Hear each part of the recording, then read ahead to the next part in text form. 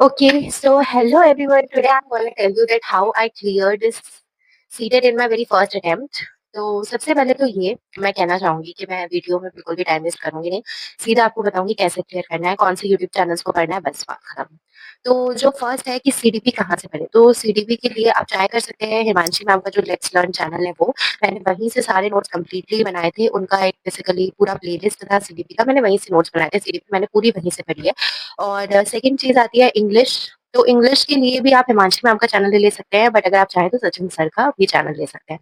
वैसे मैं बोलूँगी हिंदी के लिए सचिन सर एकदम बेस्ट है, बिकॉज़ मैंने उन्हीं का लिया था हिंदी के लिए, सचिन सर एकदम बेस्ट हो जाएँगे। और एसएसटी के लिए हमारे पास टीचर्स अड्डा करके एक चैनल है बेसिकली, जिसमें सनी सर पढ़ाते हैं। तो उसमें उनका एक मैराथन मैं डेली देखती थी, बट उसके अलावा एक मेन था एनसीईआरटी फिल्टर सीरीज़।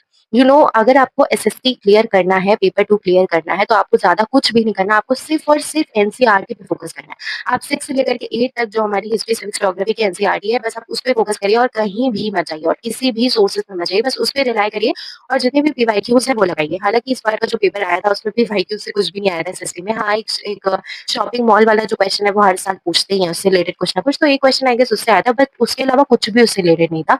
बट हाँ, ये है कि कॉन्सेप्ट आपका क्लियर हो जाता है और आपको बहुत सारी चीज़ें उससे नॉलेज मिल जाती है। तो that is why I would say कि आप एनसीईआरटी एकदम अच्छे से पढ़ो। तो इसी वजह से उनकी एक एनसीईआरटी फ़िल्टर सीरीज़ है सनी सर की, आप उसको मैं रिकमेंड कर रही हूँ, आप उस पे जाइए।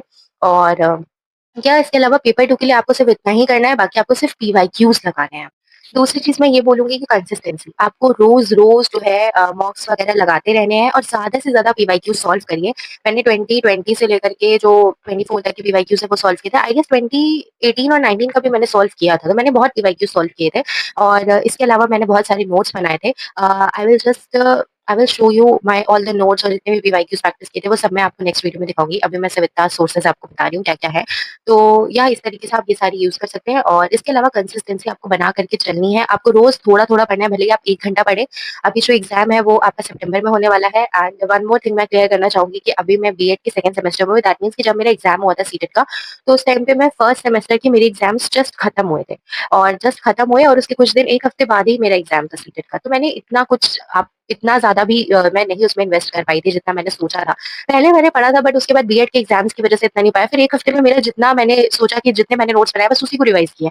तो लास्ट में आपको सिर्फ़ नोट्स का रिविज़न करना है और किसी भी चीज़ पे रिलाय मत करिए। ऐसा नहीं है कि एकदम एंड मोमेंट पे हम कोई और बुक लेके बैठ गए या फिर कोई और जो है वीडियो लेके बैठ गए, देखने लग गए, कोई और मैराथन नहीं, आपको कुछ नहीं देखना है। आपने जो नोट्स अपने बनाए हैं, आपको सिर्फ़ और सिर्फ़ उसी पे फ़ोकस करना है। उसके साथ ही आपका एकदम आराम से सीटेट निकल जाएगा और ये कोई बहुत वैसी बात नहीं है। तो या बहुत ईज़ी है इसको निकालना। जो चीज़ें मैंने बताई हैं बस उस पे फ़ोकस करिए और वो सारे सोर्सेज़ को फ़ॉलो करिए।